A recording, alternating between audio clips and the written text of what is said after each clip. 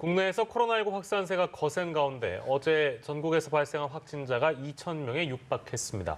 역대 두 번째 규모인데요. 정부는 현행 사회적 거리두기에 더해서 추가 방역 조치를 검토하고 있지만 단기간에 감염 규모를 줄이기는 쉽지 않을 거란 전망이 우세합니다. 네, 자세한 소식은 두 분과 짚어봅니다. 이형민 세브란스병원 진단검사의학과 교수, 최영일 시사평론가와 함께합니다. 어서 오세요. 안녕하세요. 네, 두 번째로 큰 규모의 확진자가 어제 이제 확인이 된 것이고요. 사흘째 2,000명 안팎을 이어가고 있습니다. 물론 하루 2,000명대 확진자는 한 차례 나오긴 했습니다만 최근 유행 추세를 볼 때 2,000명대 혹은 뭐 더 그 이상의 확진자가 나올 가능성도 충분히 있다고 봐야 되겠죠? 현재 추세를 어떻게 좀 판단하고 계신지요? 예, 맞습니다. 어제 같은 경우는 이제 신규 확진 1,990명이었었고요.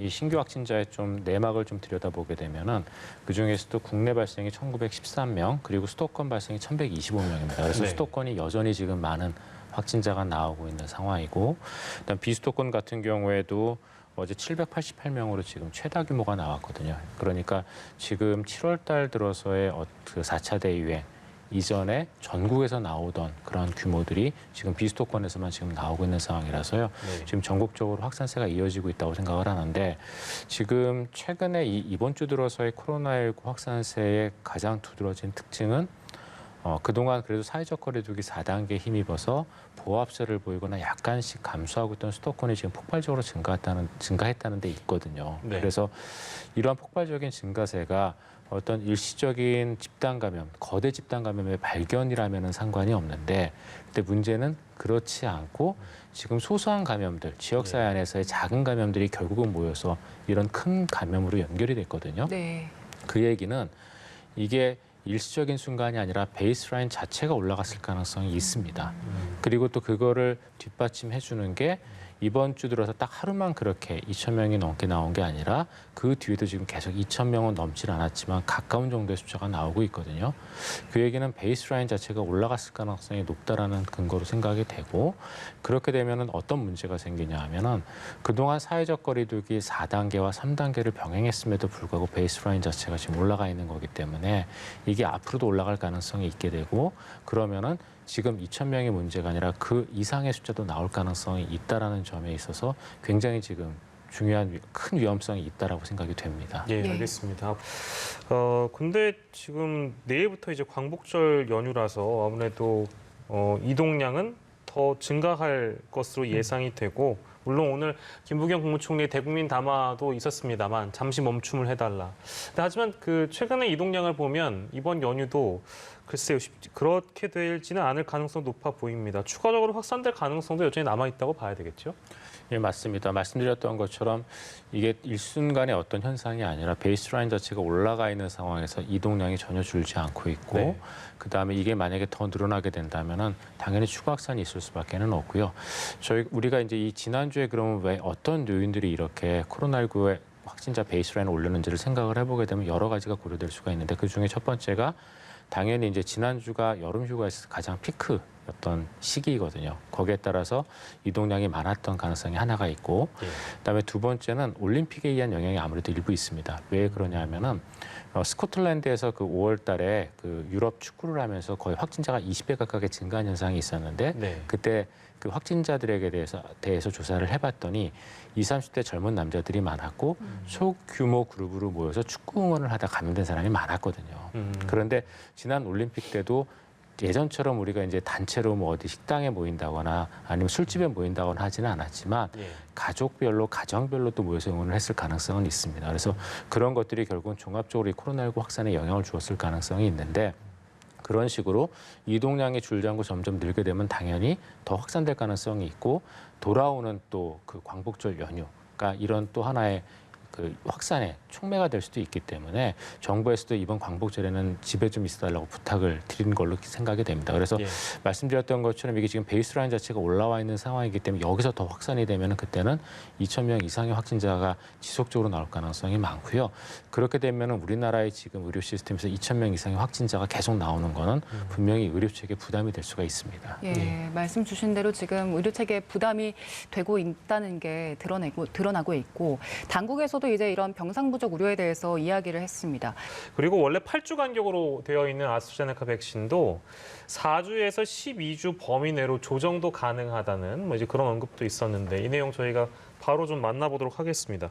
최영일 평론가님, 네. 이게 근데 사실은 그 혈전증 우려 때문에 네. 50세 이상으로 제한을 뒀었잖아요. 맞습니다. 이게 갑작이라는 표현도 그렇습니다만 최근에 뭐 물량 폐기라든지 아니면 접종률이 좀 더디게 네. 간다든지 모더나 백신 공급에 차질이 빚어진다든지 여러 가지 문제점이 있었기 때문에 이런 판단을 한 것으로 보입니다만 어떻게 평가를 할 수 있을까요? 사실은 지금 이제 전문가 그룹 내에서도 그렇고 방역 당국도 그렇고 이 나이 기준은 굉장히 고민이 많은 겁니다. 왜냐하면 정답이 있는 게 아니라 주로 해외 데이터라든가 또 국내 사례라든가 이런 것들을 검토해서 정하기 나름인데 네. 처음으로 돌아가 보면 아스트라제네카는 다 맞는 백신이었는데 예. 해외 부작용이 말씀하신 대로 젊은 층, 특히 남성, 네. 희귀 혈전 증세들이 나타났다.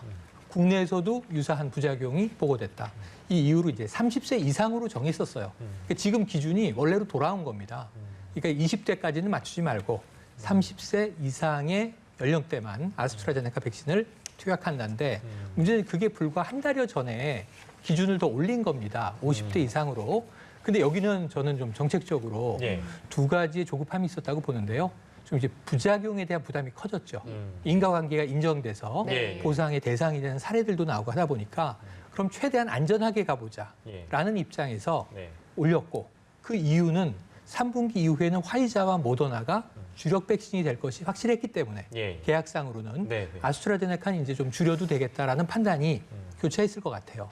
근데 문제는 모더나의 이제 수급 문제가 생기면서 화이자에 의존해야 되는 상황이 됐고 그럼 우리는 속도전을 해야 되는데 백신 수급이 좀 뒤로 밀리는 상황이 벌어졌습니다. 예. 화이자 모더나가 4주 간격에서 6주 간격으로 늘어났잖아요. 네. 네. 그러니까 이런 상황에서 아스트라제네카는 이제 물량이 남게 됐고 예. 예. 그렇다면 지금 우리가 제일 중요한 건 백신 접종의 속도거든요.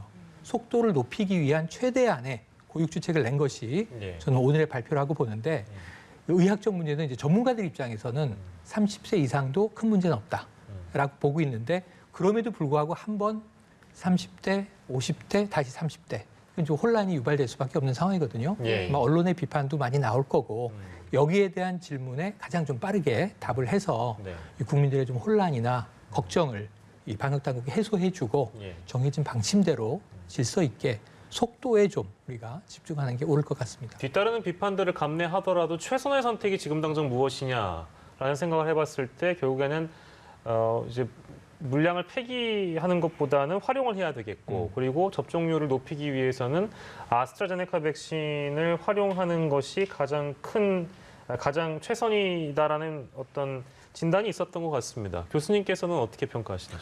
예, 맞습니다. 이제 그런 측면에서 접종률을 높이기 위한 방안으로 생각이 되고요.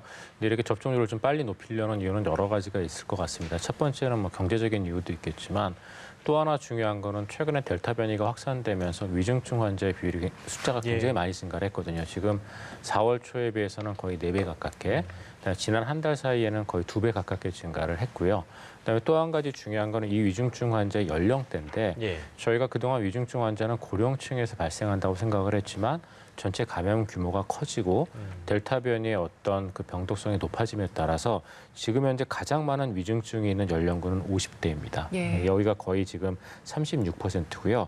그다음에 또 한 가지 특이한 거는 30대 위중증이 35명인데 예. 이게 70대 위중증 환자 숫자가 똑같습니다. 70대도 35명이 있거든요. 이게 네. 왜냐하면 30대에 지금 감염자가 늘어나다 보니까 그런 거기도 하고 그다음에 델타 변이가 인도 같은 데에서는 젊은 층의 피해도 많이 불러일으켰거든요. 그래서 이런 여러 가지 젊은 층에서의 지금 피해도 예상이 되다 보니까 예.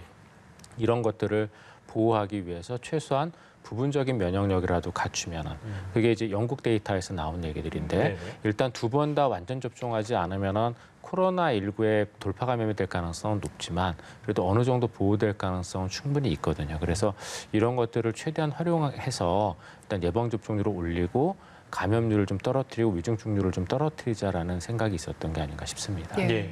잔여 백신 활용 방안이 크게 바뀌어서 그 부분을 좀 짚어봤고요. 지금 우리나라의 이런 확산세가 비단 국내 문제만은 아닐 겁니다. 전 세계 확진자 급증 상황이 심상치 않은데요. 최근 전 세계 하루 평균 신규 확진자가 60만 명에서 70만 명대로 나타나고 있습니다. 그러면서 한 주 만에 누적 확진자가 25만 명 급증한 상황인데요. 지난 6월과 비교를 했을 때 지난 6월에는 20만 명대였는데 3배 이상 급증한 겁니다. 이 델타 변이 바이러스의 영향이 이렇게나 강한 겁니까? 일단 델타 변이의 영향이 분명히 있습니다. 델타 변이는 기존 코로나19 유형들에 비해서는 전파력이 2배 이상 높다는 거는 이미 잘 알려져 있는 사실이기 때문에 그 영향도 있는데 문제는 그것 외에 코로나19가 지금 확진자가 증가하는 국가들을 보면은 섣부르게 코로나19에 대한 방역 조치를 완화한 국가들, 즉 예방 접종률이 높다고 해서 코로나19에 대한 방역 조치를 완화한 국가들도 일부 들어가 있거든요. 예. 그래서 이런 것들이 지금 종합적으로 영향을 주고 있는데 그걸 보여주는 데이터가 최근 일주일 사이에 코로나19 확진자가 많았었던 국가들을 살펴보게 되면 미국이 71만 명으로 가장 많았었습니다. 네. 그다음이 인도, 인도네시아, 이란, 브라질이 각각 22만에서 28만 명 정도로 많은 환자가 나왔고요. 예. 그다음에 이걸 이제 다시 또 단위 인구 100만 명으로 지난 일주일간 확진자가 많이 나온 국가를 보시면 그러면은 일단 여러 국가들이 나오게 되는데 그중에서 재미있는 게 이스라엘이 단위 인구 100만 명대 확진자가 많이 나온 최근 일주일간 확진자가 많이 나온 국가 중에 14위입니다. 예. 100만 명당 3,700명이 나왔거든요. 그다음이 예방 접종률이 높다고 생각하는 또 영국이 2,895명으로 20위입니다. 그래서 이 데이터가 표시하는 거는 델타 감염에 의한 여러 감염력의 증가나 이런 것도 영향이 있지만 지금 현재 예방 접종률이 높다고 섣부르게 방역을 완화했던 국가들이 예방 접종을 맞지 않은 사람들, 그다음에 예방 접종을 맞아도 면역이 강하게 형성되지 않은 사람들 위주로 지금 감염이 늘어나면서 전 세계적인 코로나19 확산세의 증가를 끌어올리고 있는 걸로 생각이 되거든요. 그래서 지금 현재 지금 그런 양상으로 지금 보이고 있습니다. 근데요, 그 이스라엘의 경우를 보면 백신 접종, 이스라엘은 사실 백신 접종이 굉장히 광범위하게 다 이루어진 국가라고 많은 분들이 알고 계실 텐데 접종 완료율이 60%를 넘긴 그런 상황인데도 확진자가 폭증을 하고 있다. 그럼 이런 사례를 보면 백신을 맞으면 그래도 괜찮을 거라는 판단들이 앞서 있어 왔는데 그게 아니라 백신만으로는 안 되는 건가? 이런 생각도 좀 들 것 같아요. 그래서 이제 비슷한 얘기들이 지금 주요 해외 언론들에서 나오고 있는데요. 이스라엘 상황을 잠깐 설명을 드리면 이스라엘은 전체 인구의 67.3%가 예방접종을 맞았습니다. 그중에 예방접종을 완료한 게 62.5%고 1차만 맞은 게 4.9% 정도 되거든요. 근데 그러면서 이제 이스라엘이 코로나19 확진자가 많이 줄었다가 그래서 7월 초부터 급증을 해서 8월 10일 하루에만 5,340명의 확진자가 발생을 했습니다. 그래서 말씀드렸던 것처럼 단위 인구 100만 명당 지난 일주일간 확진자 발생 숫자로는 전 세계 14위에 해당되는 정도로 많이 나왔거든요. 그러면은 이런 것들이 과연 예방접종이 그럼 필요 없다는 데이터냐? 그건 전혀 아니고요. 왜냐하면 그럼에도 불구하고 7월 초부터 이스라엘은 코로나19 확진자가 급증했는데 어제 사망자는 12명 나왔습니다.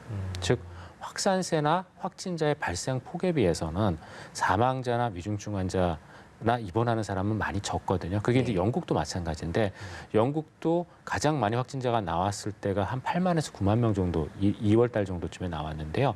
최근에 가장 많이 나왔을 때가 6만 명 정도였거든요. 근데 그럼에도 불구하고 입원하는 사람이나 사망하는 숫자는 입원하는 사람은 대략 3월 달에 피크에 비해서 10에서 20% 정도 수준이었고요.